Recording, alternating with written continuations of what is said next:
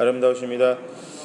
2000년 일입니다. 2000년에 이스라엘을 잠시 방문한 적이 있습니다. 그때 이제 그 같이 갔던 팀이 그 텔아비브에서 조금 떨어진 곳에 호텔에 머물렀는데요. 샬롬 호텔이라는 곳에서 머물렀습니다. 거기 마침 머물던 날에 그 유대인의 안식일이랑 겹쳤어요. 그러니까 우리가 호텔에 한 2박 3일 정도 머물렀는데 그 호텔에만 2박 3일 있었는데요. 그때 이제 안식일, 유대인의 안식일 날 겹친 거예요. 이제 뭐 별 생각 없었습니다. 이제 뭐 정신 없었으니까 유대인의 안식일이든 뭐든 신경 안 썼는데 엘리베이터를 탔는데 버튼이 안 눌리는 겁니다. 엘리베이터 버튼이 안 눌려요. 이상하다 싶었는데 엘리베이터가 운행을 하는데 매 층마다 그냥 문이 열리는 거예요. 자기가. 그냥 매 층마다 문이 계속 열려요. 1층부터 10층까지 있으면 1층에서 쓰고 2층에서 쓰고 3층에서 쓰고 그 프로그램을 그렇게 해놨습니다. 이게 뭐지? 이제 그런 생각을 가지고 이제 내려갔습니다. 이제 그 로비에서 카운터를 갔는데 그 안식일 날에 자기들은 일할 수 없어서인지 그날만 외국인들, 그러니까 이제 그 유대인이 아닌 외국 사람들로 이루어진 스태프들이 호텔에서 일하고 있는 것을 그 기억이 납니다. 그래서 이거 좀 대단하다 이제 그렇게 생각했는데요.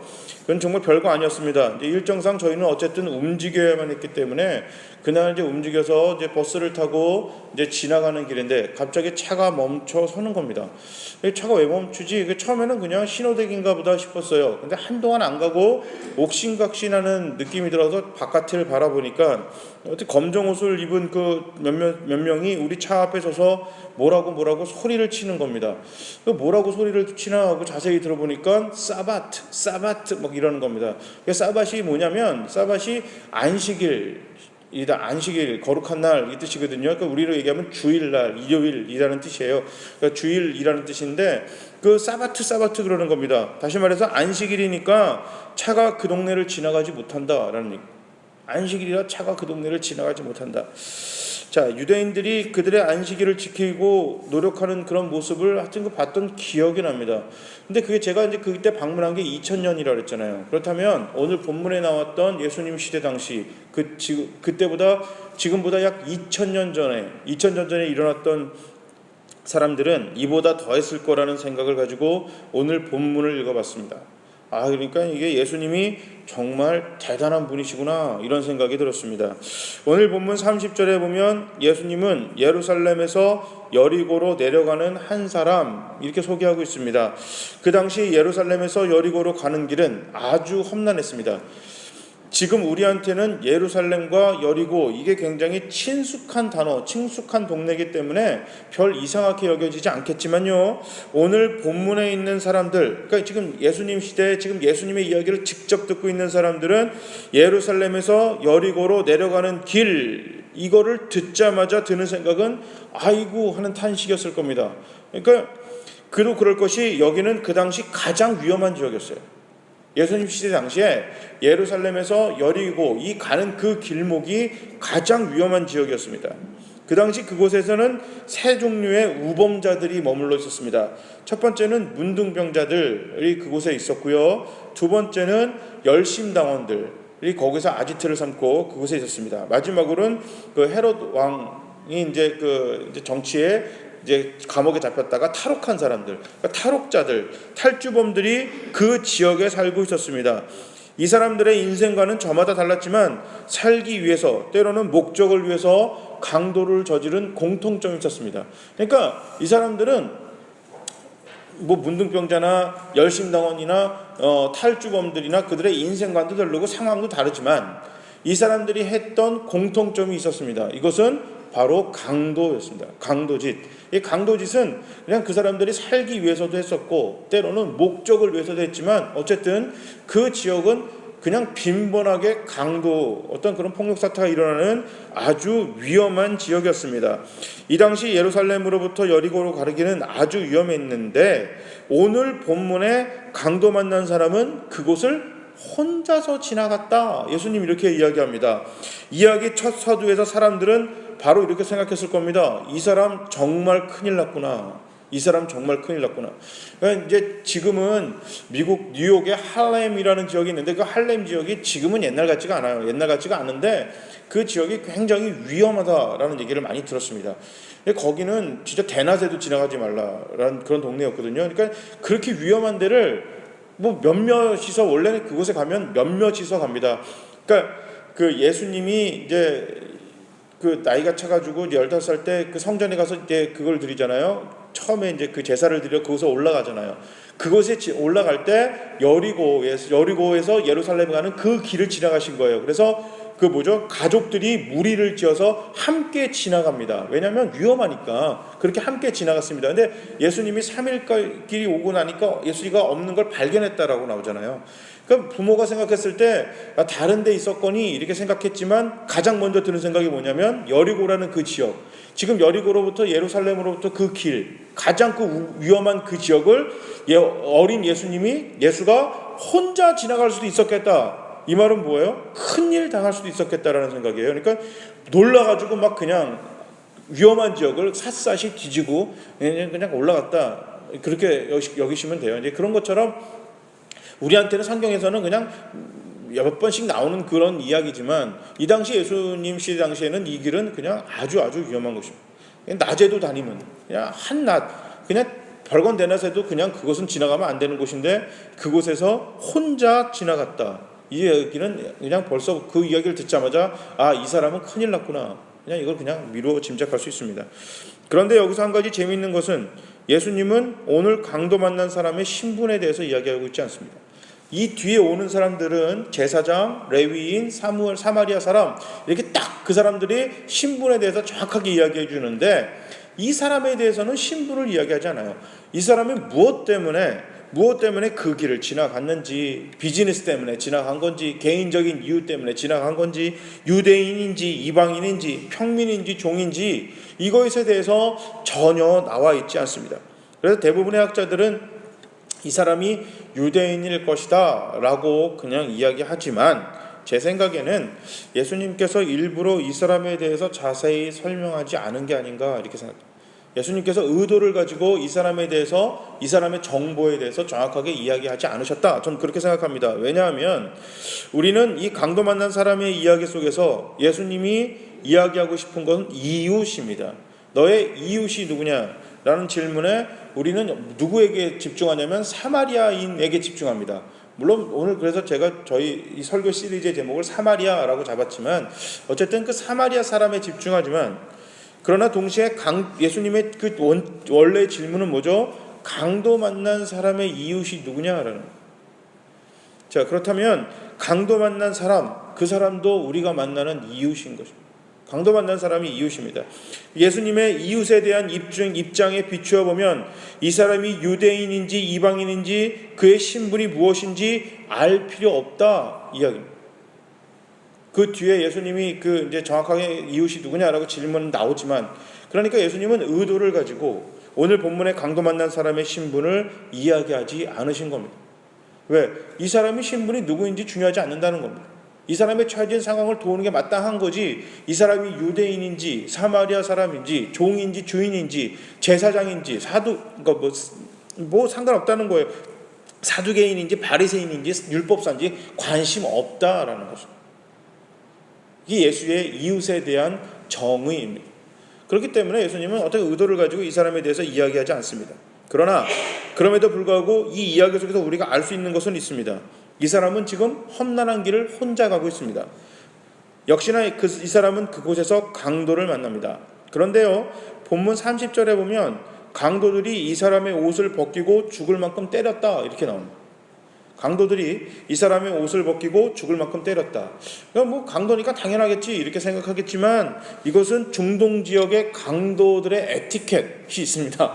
강도들의 에티켓 이렇게 얘기하면 좀 웃길지 모르겠지만 강도들이 지키는 그런 매너가 있어요. 이건 뭐냐면 반항하지 않으면 절대 사람들의 생명과 몸을 상하게 하지 않습니다. 이게 예수님 중동 지역 강도 이 당시에 중동 지역에 있는 강도들의 에티켓이에요. 그럼 그 말을 비춰보면 이 사실을 놓고 비춰보면 이 사람은 옷이 벗겨지고 심하게 죽을 만큼 두들겨 맞았다는 초주검이 됐다라는 얘기는 뭐예요? 반항했다는 얘기예요. 반항했다는 얘기. 강도들에게 반항했다. 정리해 보겠습니다. 이 사람은 1세기 이스라엘에서 최고의 우범 지역을 일행도 없이 홀로 지나갑니다. 그리고 강도들을 만나서 혼자 대들었습니다.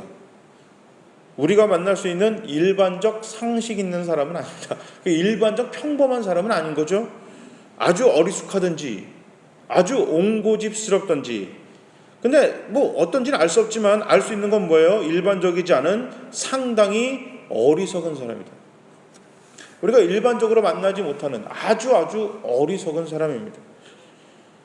그런 사람이 강도를 만나 죽은 듯이 쓰러져 있는 것입니다.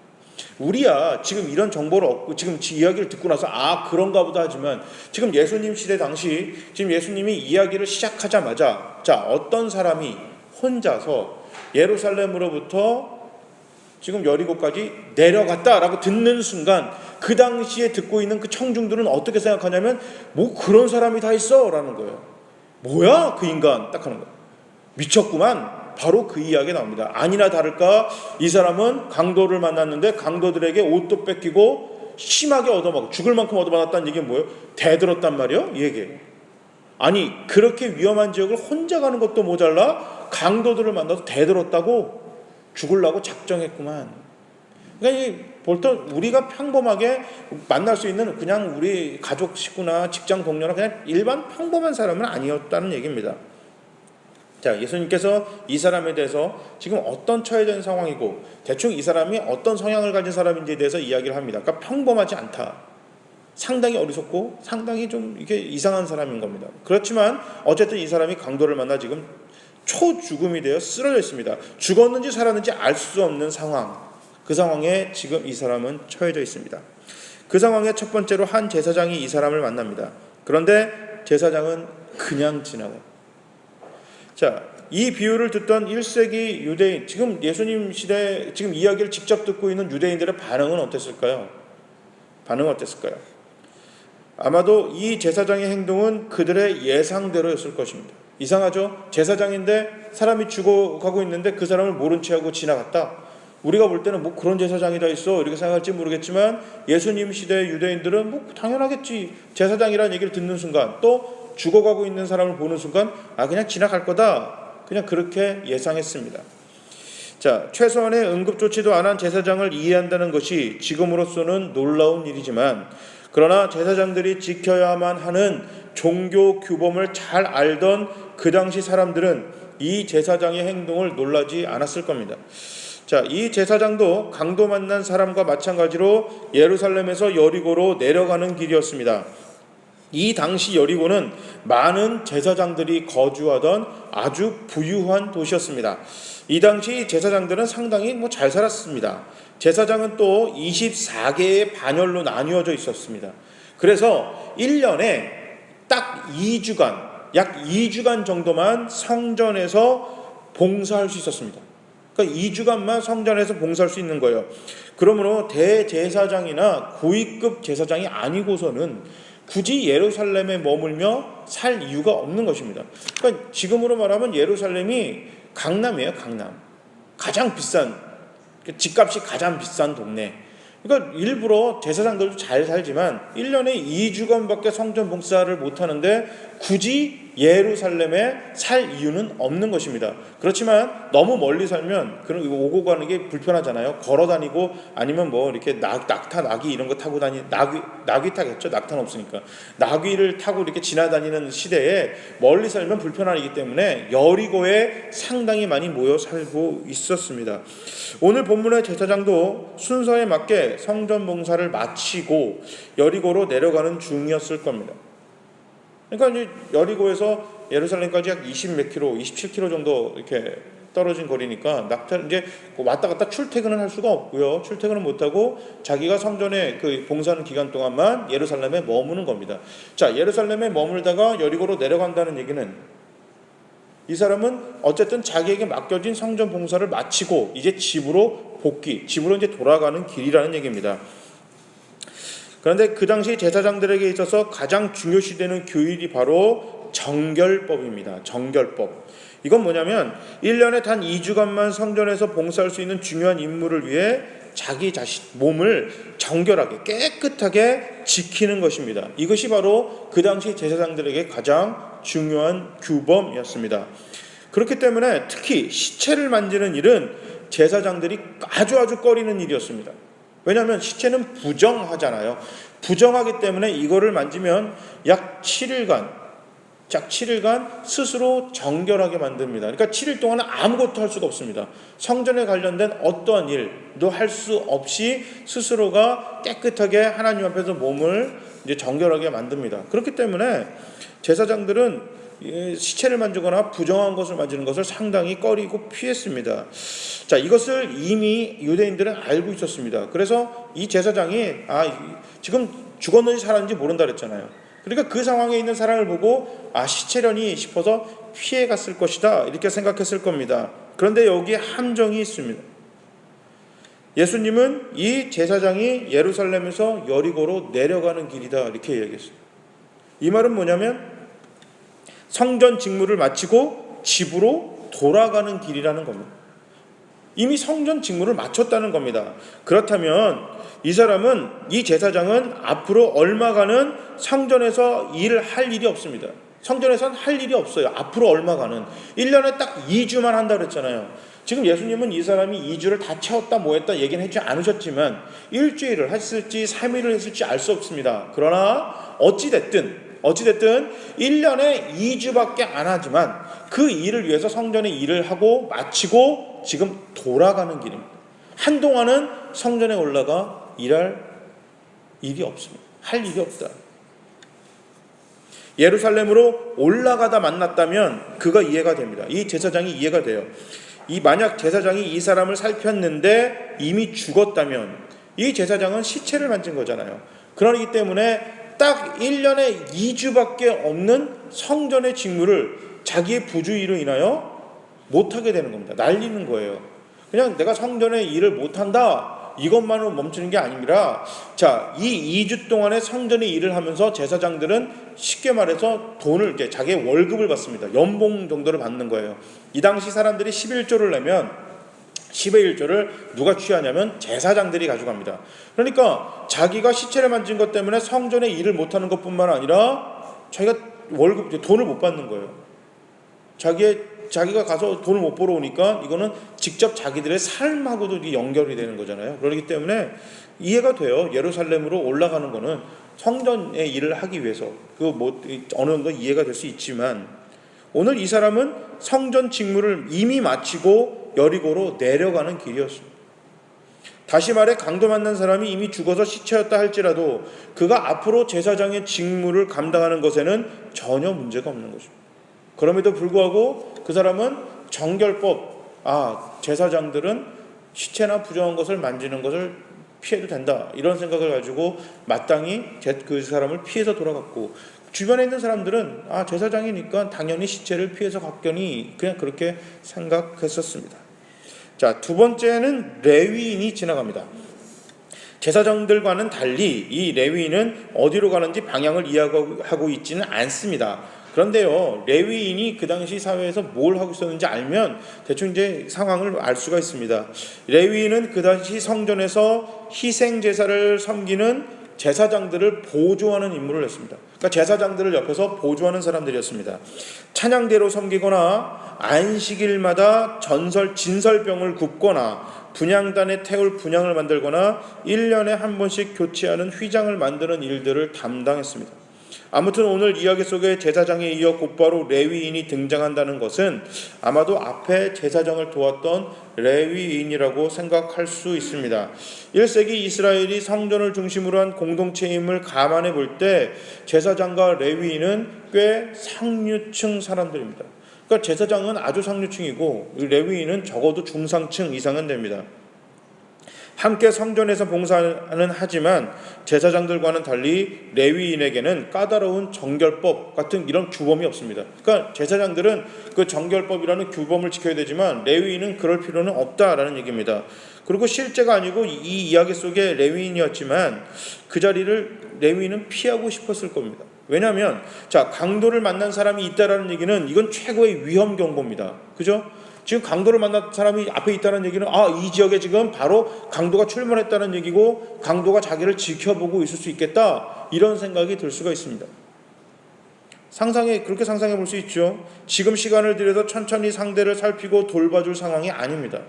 그러니까 지금 상황이, 지금 이게 보세요. 지금 상황은 이 레위인이나 제사장이 이 사람을 천천히 살펴볼 수 있는 그런 상황이 아니에요. 굉장히 지금 위험한 상황입니다. 굉장히 위험한 상황. 그러니까 레위인의 이런 행위도 주변에 있는 사람들이 그냥 다분 이해할 수 있는 그런 상황이었던 것입니다. 자, 그리고 앞서가던 제사장이 이 사람을 못 본 채 지나갔어요. 지금 제사장이 못 본 채 지나갔어요. 자, 이 당시 제사장들은 갑의 위치에 있었어요. 갑. 이 레위인들이 굉장히 눈치를 봐야만 하는 위치에 있는 사람들이었어요. 그 상황에서 자신이 이 사람을, 지금 강도 만난 사람을 응급조치를 하고 필요한 도움을 준답시고 나서는 것은 잘못하면 불편한 일을 만들 수가 있습니다.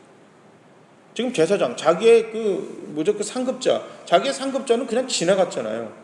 자기의 상급자는 못 본 채 하고 지나갔는데 그 밑에 있는 사람이 가가지고 어떡하지 하고 도와준다면, 굉장히 의의를 베푼다면 이거 이게 그냥 우리 일상생활을 비출 때 이거 꽤 불편한 일입니다. 꽤 불편한 일을 이게 처리할 수가 있거든요.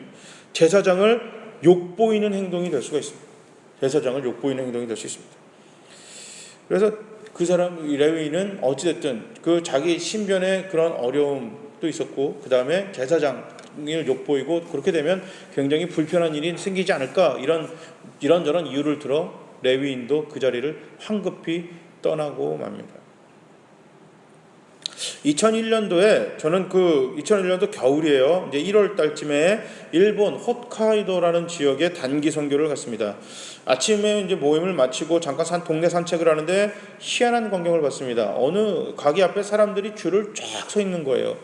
그래서 친구랑 이렇게 지금 이제 목사님 되는데, 그때 이제 친구 전도사님이랑 그 장면을 쳐다보다가 무슨 생각이 들었냐면, 야, 저거 무슨 대박 세일 하나 보다 싶어갖고 저희도 못 싸게 파나 싶어갖고 갔던 거예요. 가서 보니까 빠칭코예요.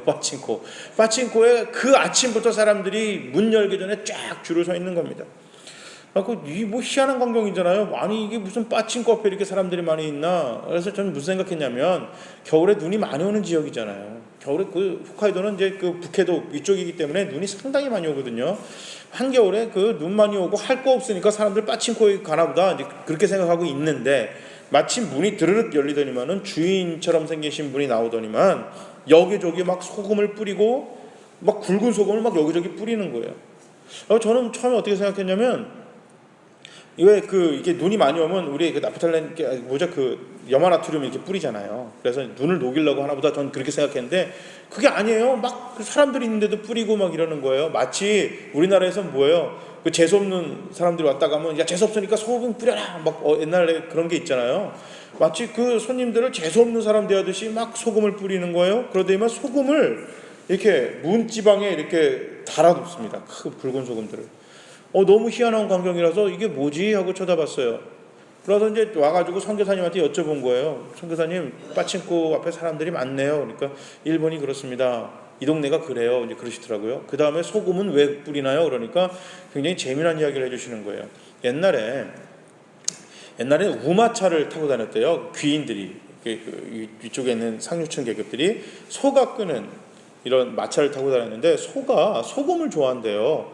그래서 굵은 소금을 가게 앞에 뿌려놓으면 소가 지나가다가 이 소금을 먹으려고 가게 앞에서 멈춰 선답니다. 그러면 이 가게 앞에 마차가 멈춰 있으니까 그 위에 타고 있던 그 귀인들이 가게를 볼 거 아니에요. 쳐다볼 거 아니에요. 그러니까 어차피 소가 이게 가래도 안 가니까, 야, 그럼 내려서 구경이나 할까? 그래서 그것이 소금을 뿌렸다, 이 얘기를 들었습니다. 지금은 우마차를 타지도 않는데 여전히 소금을 뿌립니다. 그리고 소금을 달아놓고 있습니다. 예전부터 해왔던 것이니 장사 잘 되라고 소금을 뿌린답니다. 소금 뿌린다고 장사가 잘 될까요? 소금 뿌린다고 장사 잘 될 일 없습니다. 왜 전에 상인들이 소금을 뿌렸을까? 이것을 생각해보면 소금 뿌릴 일이 아닌데 왜 옛날 사람들은 소금을 뿌렸을까? 장사를 잘하기 위해 생각해낸 것이 아닙니까? 그러니까 이 물건, 자기가 파는 물건을 어떻게 하면 잘 팔 수 있을까 고민하고 고민해서 생각해낸 것입니다.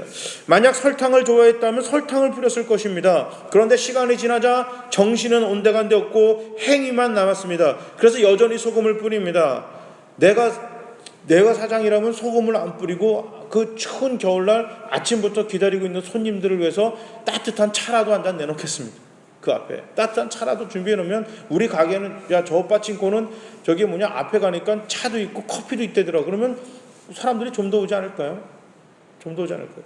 저 같으면 그렇게 할 텐데, 저 같으면 그렇게 했을 텐데 그냥 아무 생각 없는 거예요. 전부터 가게 앞에는 소금을 뿌리는 게 그냥 전통이니까 아무 생각 없이 우마차를 타고 다니지 않는 이 시대에 여전히 소금을 뿌리고 있는 그 모습을 보면서 안타깝다라는 생각을 한 적이 있습니다.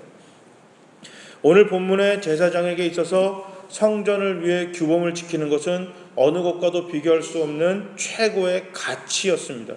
그리고 레위인에게 있어서도 체면과 형식은 그들이 살아가기 위한 최고의 방법이었습니다. 율법과 전통이 중요하지 않다는 것이 아닙니다. 그러나 그것들보다 더 중요한 것이 있다고 주님은 말씀하고 있는 것입니다. 제사장과 레위인은 1세기 이스라엘에서 상류 계층이었습니다. 그냥 상류 계급이 아니라 사회 지도층이었습니다. 사회 지도층이란 말은 사회 모든 구성원들을 지도하고 계도하는 그런 그룹, 이것을 이야기합니다.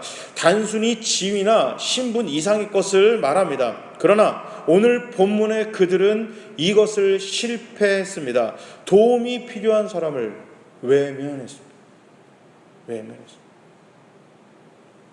이들을 얽어매던 정결법 규례가 나름대로 이유가 될 수 있겠지만 예수님은 그것을 구차한 변명이다 이렇게 이야기하면서 이야기를 진행하십니다. 예루살렘에서 여리고로 내려가는 길이었다. 그러나 너는 규례법이라는 그냥 전통, 틀의 형식에 얽매여서 지금 쓰러져 있는, 죽어가고 있는 사람을 외면했다. 예수님은 제사장을 책면하고 있습니다. 또 레위인에게 너가 이 땅에서 살아가기 위해서 체면과 형식, 자, 레위인은 제사장들보다 앞서가면 안 되고 이것이 전통이었습니다. 제사장들이 규례법을 지켰기 때문에 우리도 그 전통법, 이것이 하나님 앞에 나온 율법이기 때문에 그 율법을 따라줘야 할 의무가 있다. 레위인들 그렇게 생각했습니다. 그러나 너도 틀렸다. 예수님 이렇게 책망하고 있는 것입니다. 마태복음 12장엔 이런 이야기가 나옵니다. 안식일에 관한 것에 대해 바리새인들과 설전을 벌이십니다. 예수님은 11절에 구덩이에 빠진 양을 구하는 것을 비유로 드시면서 12절에 사람을 구하는 것을 하나님이 기뻐하시는 선한 일이다 이렇게 말씀하십니다. 안식일에 아무것도 안 하며 쉬는 것과 병든 사람을 고치는 것 중에 하나님이 어떤 것을 더 좋아하시겠느냐? 예수님이 이렇게 질문하십니다. 선한 일을 하는 것을 하나님이 좋아하신다. 이거 아주 당연한 이야기잖아요. 아니, 안식일날 아무것도 안 하고 그냥 있는 것보다 사람을 살리는 것, 양을 구하는 것, 이거 하나님 좋아하지 않겠냐? 이게 선한 일인데 당연한 이야기잖아요. 당연한 가르침입니다. 누구나 당연하다고 생각할 수 있는 이 가르침에 마태복음 12장 14절에 보면 바리새인들은 오히려 예수를 죽일 생각을 합니다. 예수님은 안식일을 지키는 것이 잘못되었다고 꾸짖으신 것이 아닙니다. 너희가 안식일을 지키는 것이 잘못됐다 이렇게 꾸짖지도 않으셨어요. 전통과 예식을 없애라 이렇게 말씀하신 것도 아니었습니다. 하나님이 정말 원하시는 것을 다시 한번 선포하신 것뿐입니다. 하지만 그 당시 지키고 있었던 전통과 규례, 이 모든 것들을 와장창 무너뜨리는 자라고 예수를 평가했습니다. 파격적인 사람이라고 생각했습니다. 구원하고 위로하고 치료하시는 것을 하나님이 선하게 보시고 원하신다. 예수님 그렇게 말씀하셨지만 사람들은 그것을 받아들이지 않았습니다. 사무엘상 15장 22절에 순종이 제사보다 낫고 말씀을 듣는 것이 수양의 기름보다 낫다. 이미 성경에 나와 있지만 그 당시 종교 지도자들과 사회 지도층들은 이 말씀을 알고 외우고 있었을 것입니다. 그러나 그들의 삶과 전통과 예식은 그 하나님의 말씀을 적용하고 수용하고 그대로 살아내지 못하고 있었습니다. 그들은 하나님이 궁극적으로 원하시는 죄인들을 구원하시고 병든 자를 치료하시고 상한 영혼들을 위로하시는 것을 전통과 예식보다 중요하게 여기신다. 이것을 잊고 있었습니다. 이 당시 이스라엘은 정신보다 형식이 우선이었습니다. 왜 제사를 드리는지, 왜 금식을 하는지, 왜 율법을 지켜야 하는지 보다 지금 제사를 드리고 있느냐, 너는 금식을 하고 있느냐, 율법을 지키고 있느냐, 이것이 더 중요했습니다. 왜라는 것보다 하고 있느냐, 이게 더 중요했습니다. 정신보다 형식이 더 중요했던 것입니다. 그렇다면 지금 우리는 어떤 사람들입니까? 오늘 본문의 제사장들처럼 이런저런 종교적 전통적 이유를 들어 우리가 품어야만 하는 자들을 피하고 계시지는 않습니다. 또 아니면 레위인처럼 체면과 현실에 타협하여 마땅히 섬기고 돌봐야만 하는 이웃들을 외면하고 계시지는 않습니다. 이 당시 제사장들, 레위인들, 사두개인, 바리새인, 오늘 질문한 율법사들까지도 이웃을 어떻게 정의했다고요? 나와 노선을 같이 하는 사람. 그러나 예수님은 이웃을 누구라고 했나요? 그런 것과 전혀 상관없이 그냥 지금 너 옆에 있는 사람. 너가 그 사람하고 어떤 관계에 있든지, 그 사람이 너의 원수든 상관없는 겁니다. 그 사람이 지금 너 옆에 있다면 그가 너의 이웃이다. 이게 예수의 이웃에 대한 정의이고, 이 당시 이스라엘의 정의는 뭐예요? 나와 함께 하는 사람들, 나와 생각을 같이 하는 사람들. 그러니까 내 원수나 나와 생각이 다른 사람들은 내 이웃이 아닌 것입니다. 예수님이 이것에 대해서 정면적으로 지금 대면하고 있습니다. 그게 이스라엘의 전통이었습니다. 이 전통과 예수님이 부딪히고 있는 것입니다. 예수님이 하나님은 선을 행하시는 것을 원하신다는 당연한 말씀에 그들은 예수님을 전통과 율법을 파괴하는 자로 여기고 미워하고 죽이려고까지 했습니다. 하나님의 뜻보다 형식이 더 중시되는 사회의 단면적인 모습을 보여주는 것입니다. 오늘 본문의 제사장도 레위인도 하던 대로 한 것입니다. 하던 대로 했습니다. 특별한 게 아니라 그냥 하던 대로 했습니다. 하나님이 기뻐하시는 것이 무엇인지에 대한 고민 없이 그냥 아무것도 안 하는 형식만의 날을 지켜왔습니다. 주일을 잘 지키니까, 11조 하니까, 술 담배 안 하니까, 간간히 선교하니까, 그러니까 이번은 괜찮겠지 지나치는 것을 예수님은 잘못되었다 이렇게 말씀하고 있습니다. 너의 종교적인 행위가, 종교적인 전통들이 너의 일상적인 삶에서 하나님의 사랑을 베풀지 못하는 것에 대한 변명이 될 수 없다. 예수님은 이렇게 이야기하고 계십니다. 우리가 신령과 진정으로 하나님을 예배하고 하나님이 원하시는 것, 누군가의 생명과 풍성한 삶에 집중하는 예배를 드려야만 합니다. 상한 갈대조차도 꺾지 아니하시는 주님은 복음이 없어 죽어있는 심령, 상한 심령, 힘들어 지친 심령에 집중하셨습니다. 우리 주님은 우리 모두의 생명과 풍성한 삶을 위해 하늘의 영광과 권위도 다 버리시고 낮고 낮은 이 땅까지 오셨고 고난받으셨고 죽으셨습니다. 그러면서 살아계시는 내내 위로하시고 고쳐주시고 가르치시고 품에 안아주셨습니다. 형식에 사로잡힌 자들 중 누구도 이러한 하나님의 사랑의 방법을 전혀 눈치채지 못했습니다. 스스로 눈을 닫고 귀를 닫고 있었기 때문입니다. 주님은 계속해서 이야기하셨지만 그들은 들을 생각도 볼 생각도 없었습니다. 오히려 하나님을 위한다고 주님을 죽일 계획을 짰습니다. 그들은 하나님을 위해서라고 생각했지만 하나님이 아닌 그들의 고집과 형식을 위해서 하나님의 이름을 빌려왔습니다. 예수를 죽이는 것이 하나님의 율법 전통을 위한 것이다, 그렇게 생각했습니다. 정신을 잃어버린 전통은 심장을 울릴 수가 없습니다. 궤도를 이탈해서 무한질주하는 이미 망해버린 열차와 같습니다. 우리 풍성한 포도나무 교회와 우리 모두는 하나님의 뜻 안에서 그 위에서 세워지고 살아가야만 합니다. 하나님이 선하시다고 생각하는 일에 집중해야만 합니다. 누군가의 생명과 풍성한 삶에 집중해야만 합니다. 복음을 모르는 사람, 상하고 지친 영혼, 병든 사람, 가난하고 소외된 사람들에게 집중해야만 합니다. 병든 사람을 안식일에 고치신 예수님처럼, 지붕을 뚫고 중풍병 걸린 친구를 도왔던 친구들처럼, 세상에 가장 원하는 것들을 배설물로 여겼던 사도 바울처럼 우리도 하나님이 원하시는 선한 일을 위해 적극적으로, 창의적으로, 때로는 손해를 감수하면서까지 나아가야만 합니다. 정신없는 전통은 아무 의미 없는 것입니다. 왜 하는지 모르는 종교적인 행위는 아무 의미가 없습니다.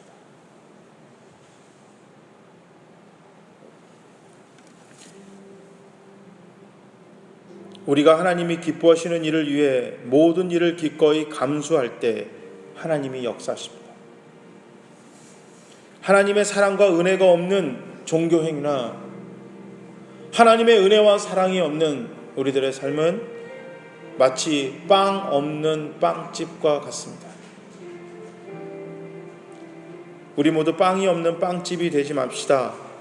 여기에 모인 우리 모두의 삶이 하나님의 뜻이 잘 드러나는 빵이 풍성하게 넘치는 맛있는 빵집, 생명의 빵집이 되시기를 주님의 이름으로 축복합니다. 아멘.